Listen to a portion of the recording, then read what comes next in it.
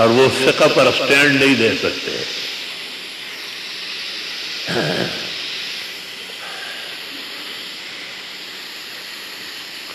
فقہ ایک ایسا علم ہے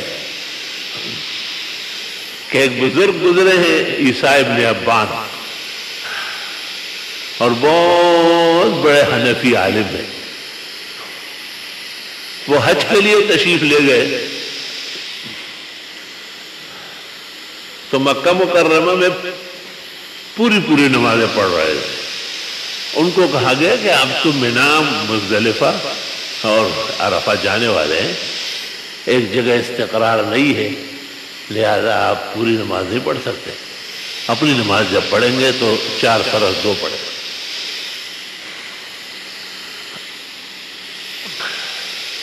جب حج ہو گیا اور واپس مکہ آیا تو پہلے کی طرح آدھی پڑھتے تھے. تو انہوں نے پھر کسی عالم نے کہا کہ اب بھی غلط کر رہا ہو، اب تو آپ کی توجہ پورا یہاں رہنے کی ہے اور آپ مقیم اقامہ 15 یومن ہو چکے، لہذا دونوں مسئلوں میں غلطی کر رہے ہو.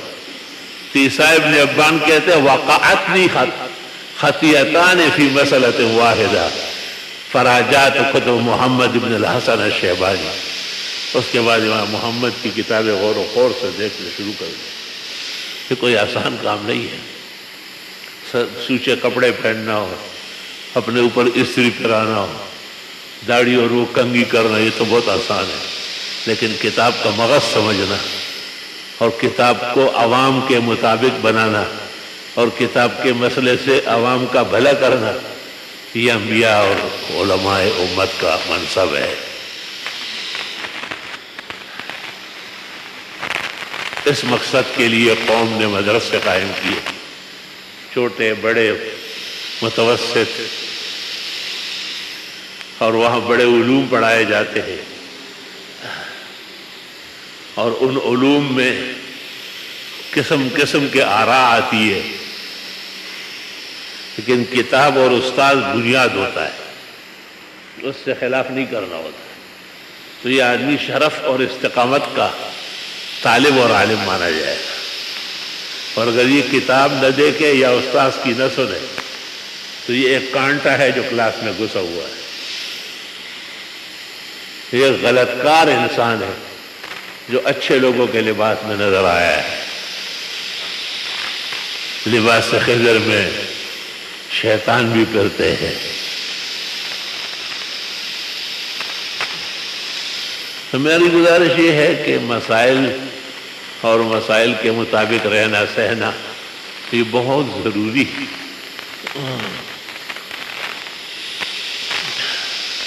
امت مسلمہ کو اللہ تعالیٰ نے جو شرف عطا کیا ہے، 1,70,00,000 اور 12,000 مسائل صرف امام ابو حنیفہ کے اصول سے نکلے، جو گن کے بتائے گئے کفایہ وغیرہ. آپ اندازہ لگائے، کوئی اندازہ کر سکتا ہے اس کے زور بازو کا.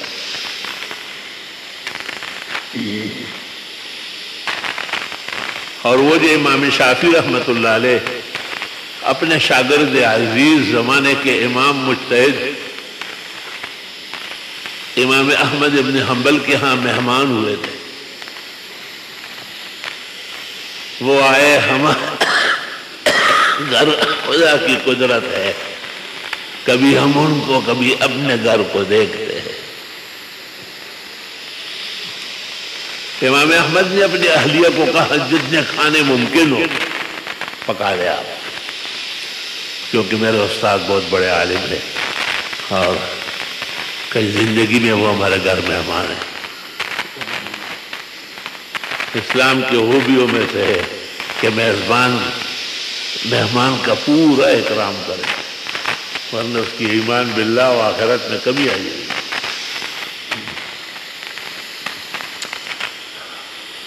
میں ایک بڑے منطقی نے ہماری دعوت کی تھی، عالم بہت بڑے تھے لیکن منطق کا غلبہ تھا. اس کا لڑکا یہاں کراچی میں رہتا سہتا تھا، وہ ذرا ادب بہت کرتا تھا. تو ایسے 17-18 ہاٹ پوٹ پڑے ہوئے ہیں، اور ہمیں کہتے ہیں کہ مولوی صاحب چاول لے لیں۔ میں نے کہا یہ 17-18 ہاٹ پوٹ دکھانے کے لیے لائے، کسی میں بھونا ہے، کسی میں قورمہ ہے، کسی میں یہ۔ آپ کا دل نہیں چاہتا تو کھلانا نہیں چاہتا۔ اب یہ منطق کا اثر ہے، یہ علوم نبوت کا اثر نہیں ہے، کیونکہ منطق جو ہے یہ یونان سے نکلا ہے۔ ہمارے علماء نے بہت کوشش کی مسلمان کرنے کی۔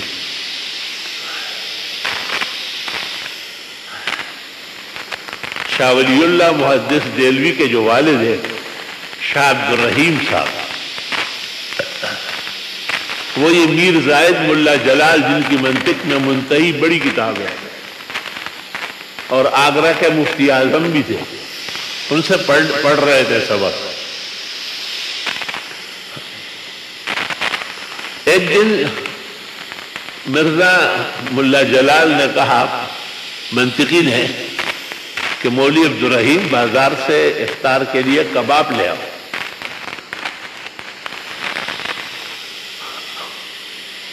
اس نے جو کباب لائے ہیں، روزہ افطار ہوا تو شاہ عبد الرحیم کو کہا کہ یہ کباب کچھ زیادہ نہیں تھے۔ انہوں نے کہا ان کا ایک کیس آپ کی عدالت میں ہے، انہوں نے کباب زیادہ دیے، ان کے ساتھ تھوڑی نرمی کرے۔ آپ نے کہا یا ظالم افسدت علینا الصوم سائر اليوم، دن بھر کا روزہ ہمارا برباد کیا، یہ تو رشوت ہے۔ یعنی ایسے مناطق بھی گزرے جو اتنے متقی و پارسا و اللہ سے ڈرنے والے تھے۔ الحمدللہ علی ھذا۔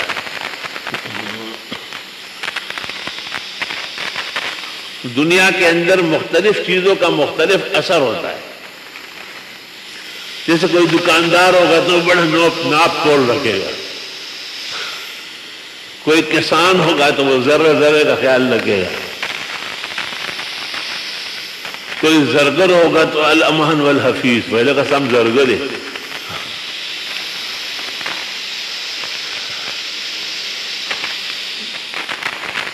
ہر انسان پر پیشے کا اثر ہے، لیکن یاد رکھنا علماء پر نبوت کا اثر ہے۔ علماء پر ربانی آثار ہے۔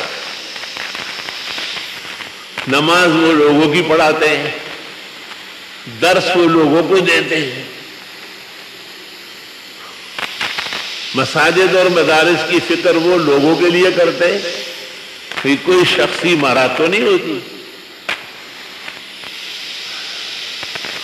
تو دنیا کے اندر جتنے محکمے ہیں، فوج کا ہے، ایسائی کا ہے، بیرو کا ہے، ڈاکٹروں کا ہے، انجینئروں کا ہے،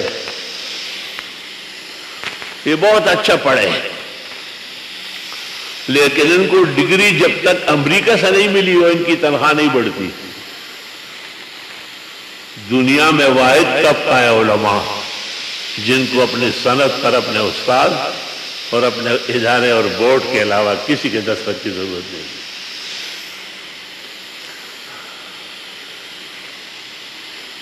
کیونکہ یہ خود کفیل علماء ہے،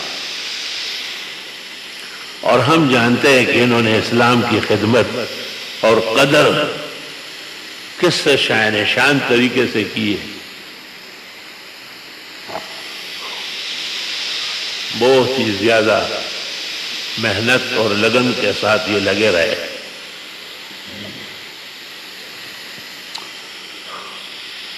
لیکن اگر کہ بت ہے جماعت کے آستینوں میں، مجھے ہے حکم اذا لا الہ الا اللہ،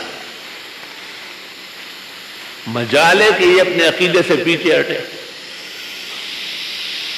کمزور آدمی جو ہوتا ہے کسی کو بھی دیکھ لے کہ شر شور ہو رہا ہے تو بڑا اچھا تھا، بڑا عاشق رسول تھا، بھئی یہ پیغام کون سا ہے؟ اب تو عمرہ حج میں کہتے ہیں لبیک اللہم لبیک، وہ آپ کو منہ میں دے رہا ہے لبیک یا رسول اللہ لبیک۔ تمہیں اتنی بڑی بات سمجھ میں نہیں آتی؟ یہ لبیک اللہم لبیک یہ علماء کا نہیں، نبی کا بنایا ہوا ہے، وہی ہے۔ تو وہی میں تبدیلی کا حق کسی کو بھی نہیں ہے، کسی بھی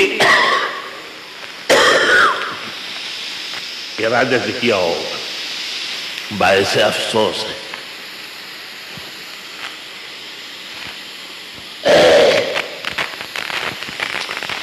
اس لیے ابو القاسم جنید بغدادی سے پوچھا گیا تھا نا کہ کرامات دیکھ کے کیا کہو گے؟ کہ وہی کہوں گے جو اسلام کہتا ہے، کرامتیں دیکھوں گا لیکن ایک صفر کے برابر بھی متاثر نہیں ہوگا۔ اس نے کہا یہ تو بڑی عجیب بات ہے۔ اس نے کہا اگر ست ہے آب می روی خس باشی وگر بہوا می روی مگس باشی، تنکے سمندر میں نہیں ڈوبتے، مکھیاں اوپر اڑتی ہے لیکن وہ کسی کام کی نہیں۔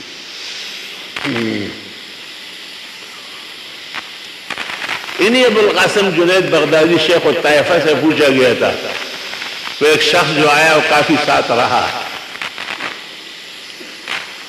اور جانے لگا تو حضرت نے پوچھا کیسے آنا ہوا؟ کہ میں نے سنا آپ ولی اللہ ہے اور کرامتیں ہوتی ہے۔ میں نے تو کرامت نہیں دیکھی، 1 سال ہو گیا۔ ابو القاسم جنید بغدادی نے کہا سال بھر میں کرامت نہیں دیکھی، کوئی کام نبی کی سنت کے خلاف دیکھا ہے؟ اس نے کہا کہ ہرگز نہیں۔ کہ امتی کی سب سے بڑی کرامت یہ ہے کہ وہ استقامت علی سنت کا متصف ہے، سنتوں کا خیال رکھنا ہوگا۔ کمزور لوگ کمزور نظریے کے جلدی ڈر جاتے ہیں اور جن سے امید وفا تھی وہ بے وفا نکلے۔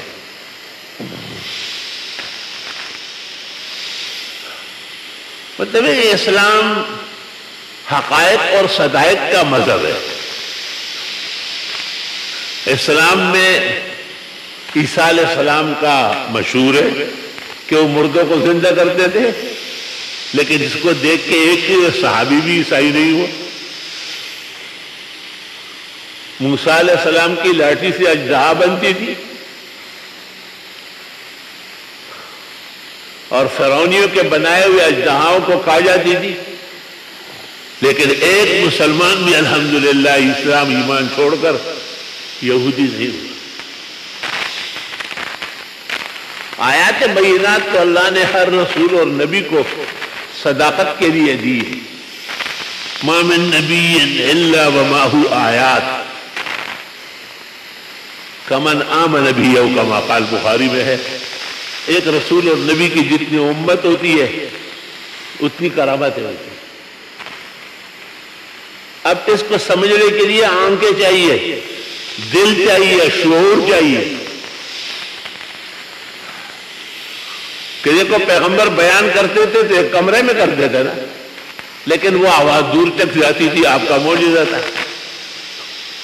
تو لاؤڈ اسپیکر ایجاد ہو گیا، مائکروفون بن گیا، دور دنیا کے کونے کونے تک اطلاعات آنن فانن پہنچتی ہے۔ یہ محمد رسول اللہ کا معجزہ ہے۔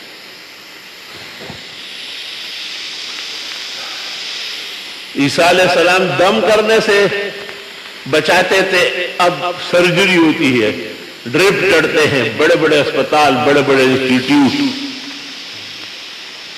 پارٹس آف دی باڈی کی ہر طرح کے سرجری ایک ایک عضو کو بتا دیتے ہیں کہ اس میں کیا نقصان آیا ہے۔ جناب رسول اللہ صلی اللہ علیہ وسلم کے معجزات۔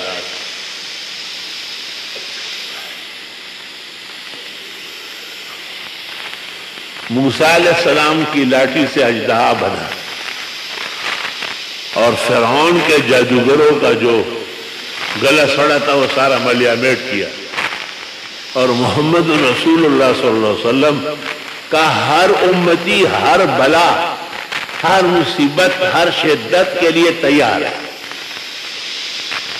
پیچھے ہٹنے والا نہیں۔ طالبان دیکھے خالی داڑیاں اور پگڑیاں ہیں، اتنے بڑے سپر پاور کو چاروں شانے چت ہٹایا،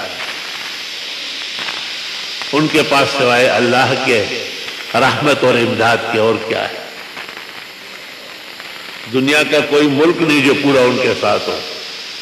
خود پاکستان جو بہت ہی زیادہ پیارا تھا، وقت آیا تو انہوں نے بھی ساتھ چھوڑ دیا.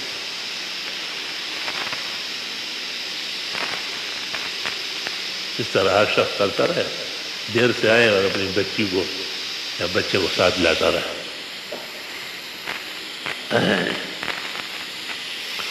اس لیے کہتے ہیں لِكُلِّ نَبِيٍّ فِي الْأَنَامِ فَضِيلَةٌ، ہر پیغمبر کا ایک معجزہ ہے.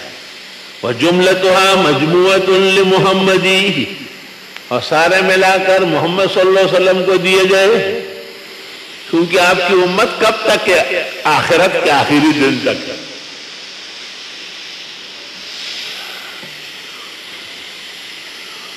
احادیث مبارکہ میں عبداللہ ابن سلام نے جو آپ سے پوچھا کہ قیامت کہاں قائم ہوگی، آپ نے کہا سرزمین شام میں. اس نے دوسرا سوال کیا کہ لوگ کیسے پہنچیں گے؟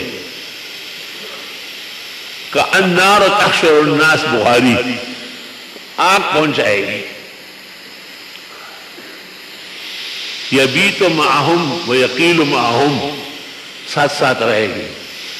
تو پتہ چلا کہ آتشی لفٹ بننے والی ہے، جس کے بعد ہوائی جہاز، ہیلی کاپٹر، یہ تمام کے تمام بیکار ہو جائیں گے. اور یہاں سے آپ بٹن دبائیں گے، مثلا جیم آپ نے ڈالا تو جدہ، اس کے ساتھ میم اور کاف ڈالا تو مکہ، میم اور دال ڈالا تو مدینہ. اشارات احادیث مبارکہ میں آئے، اور امت پر اس کا کھوج لگاتی ہے، مختلف زاویوں سے اس کو اپناتی ہے. وہ ہم عید پڑھنے گئے، سامنے میدان میں گرمی کے دن تھے، بہت ہی حشر نشر گرمی پڑ گئی. تو ہمارے وہ ساتھی منصور بھائی کے چھوٹے بھائی سہیل، وہ مجھے لے کے گئے تھے، منصور نہیں تھے. تب وہاں سے جب ہم آئے، عید پڑھا کر، خطبہ دے کر، دعائیں کر کے،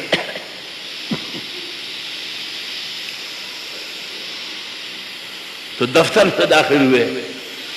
دفتر ذرا ٹھنڈا تھا. انہوں نے کہا جنت ہے. میں نے کہا اس کا ذکر سورۃ حدید میں ہے، باطنہ فیہ الرحمہ، اندر ٹھنڈک ہوگی، وظاہرہ من قبل عذاب، اور باہر سے آگ برس رہی ہوگی. لا الہ الا اللہ وحدہ لا شریک لہ. تو تمام عالم کے اندر جو ذرائع ہے اور انسان کے فلاح و بہبود کے، ان ذرائع کو آپ بنظر عمیق اور شعور سے دیکھیں تو محمد عربی صلی اللہ علیہ وسلم کے معجزات ہیں.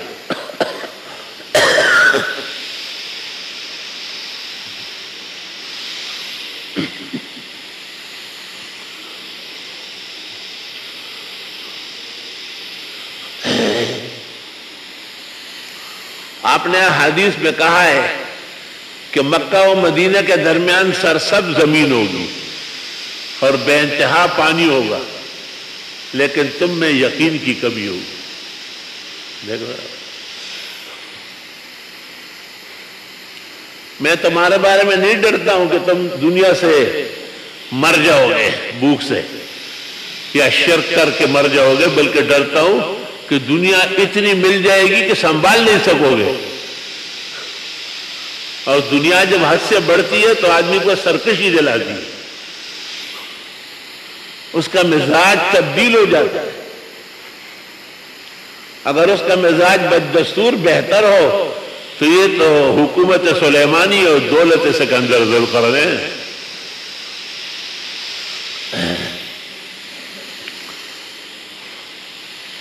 تو میرے عزیزوں اور میرے بھائیوں،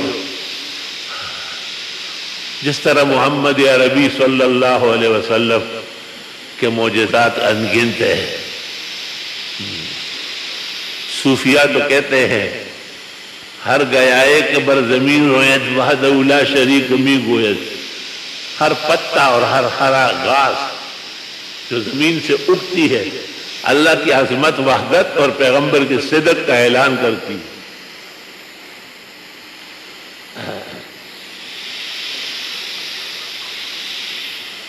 اسی طرح میرے عزیزوں اور بھائیوں، یہ جو مصائب ہے، شدائد ہے، وبا ہے، ہم سمجھتے ہیں کہ یہ بھی پوری دنیا میں ایک جیسے ہے۔ شاید فخر المرسلین حضرت محمد مصطفیٰ احمد مجتبیٰ شافع الشفعاء یوم الجزا صلی اللہ علیہ وسلم کے احترام میں، تقدس میں کمی کی گئی ہے۔ مختلف ممالک مختلف شیطانی کاموں میں لگے۔ فرانس کو دیکھو، آبیل مجھے مار، اس سے پہلے ڈنمارک کو دیکھو، جرمنی کو دیکھو، جو جیسے پیغمبر کے مقابلے میں کبھی یہود بنو قریظہ، کبھی بنو نذیر، کبھی بنو قینقاع، کبھی اوس اور خزرج کھڑے ہوتے تھے، اس طرح یہ بھی ان کی اولاد ہے۔ ان پر اپنے آباء و اجداد کے ناکارہ آثار ہیں۔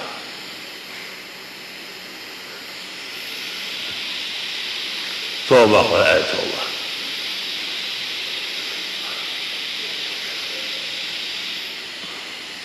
تو یہ جو وبا ہے اور کورونا کے نام سے پورے دنیا کو جھنجھوڑ کے رکھ دیا ہے، ایک ہی صف میں کھڑے ہو گئے محمود و ایاز، نہ کوئی بندہ رہا نہ کوئی بندہ نواز۔ یہ بھی اس وجہ سے ہے کہ ہم نے کوئی خاص توجہ نہیں کی اور اللہ کے نعمتوں کا اور پیغمبر مرسل کے معجزات کا کما حق ہوئے احترام و ادب نہیں کیا ہے۔ اس سے پہلے مواعظ میں نے کہا ہے کہ امت تو پوری ہے، پوری دنیا جن اور انس، یا معاشر الجن والانس، لیکن وہ امت دعوت ہے۔ ہم نے ان کو دعوت بھی دی، اس لیے ان کے ہاں دھماکے بھی منائے، انہیں ناحق قتل کرنا بھی منائے، کیونکہ جس کو آپ دعوت دیتے ہیں، اتنا بڑا پروگرام سکھاتے ہیں، اس کو ماریں گے کیوں؟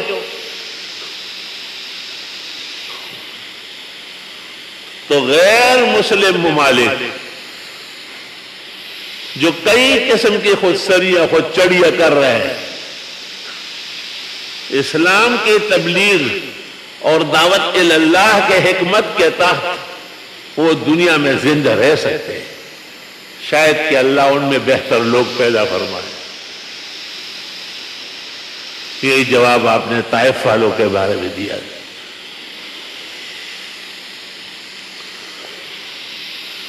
فرق صرف اتنا ہوا کہ چونکہ انہوں نے محمد عربی صلی اللہ علیہ وسلم کو کما حقہ تسلیم نہیں کیا تو ان کا کام بڑھ گیا۔ گڑی بناؤ، سوئی بناؤ، ٹیکنالوجی نکالو، قسم قسم کے ایجادات کرو۔